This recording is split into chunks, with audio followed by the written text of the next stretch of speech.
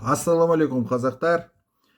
Маған сізде де қандай көзқарастарды мен ұстанатыным және мына кімді қолдайсыз деп жиі сұрайды менен. Сол айтқым келеді.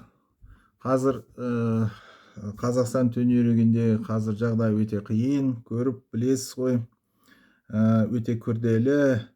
Сондықтан мен қазір кейбіреулер Қазақстанға шабуыл жасап деп қорқытады. Бізде білесіз ғой, жаңағы болды ғой. Біздің қасиет қазақ жерлерімізді тартып аламыз деп айтады олар, қорқытады. Біздің қасиет Қазақстанымыз ешқашан болған емес, болған жоқ деп осындай мемлекет мынандай айтып жатыр. Не үшін? Бұл кездесу алдында біздің халқымыз бен басшылығымызды біздің билікті қорқыту әрекеті олар жасайды. Сондықтан осындай қиын кезінде, Қазақстан үшін осындай қиын кезінде мынандай қазақ жектерін алаңға шақыру, бұл тек қана жаулардың ғана қолынан келетін нәрсе. Тек қана мына опасыздық жаулар осындай мына қазақ жектерін алаңға шақырады осындай қиын кезінде. Сол себептен мен Қасым-Жомарт Тоқаевтың саясатын қолдаймын. Өте қиын жағдай, қазір біз президентімізбен бірге болуымыз керек. Мен өзім 2004 жылы бері Нұр Отан партиясының мүшесімін болдым. Одан кейін мына Аманат партиясының мүшесімін.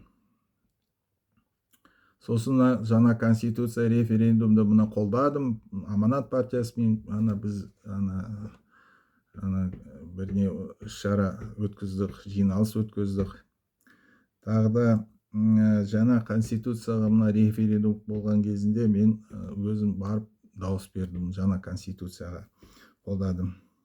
Қазір мен олшыл емеспін, мен Қазақстанның патриотымын. Мен ойша патриот, Қазақстан патриот кім ол? Қай ұлт болса, бізге маңызды емес.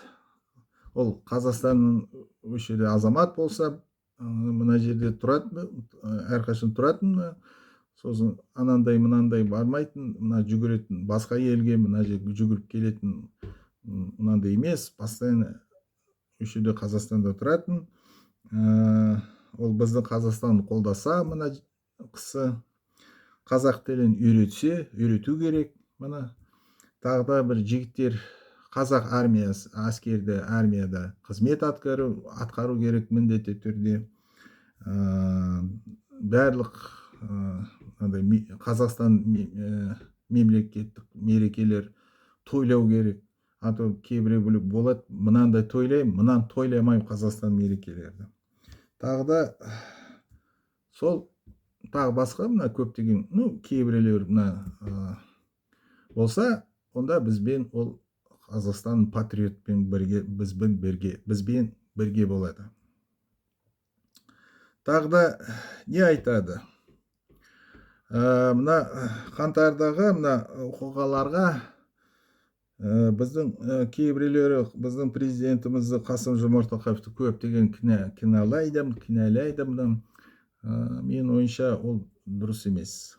Мен ойымша қаңтардағы оқиғаларды қанға арандатуы қазақ халқының көтерілісі емес, бұл әдейі сырттан ұйымдастырылған қанға арандату.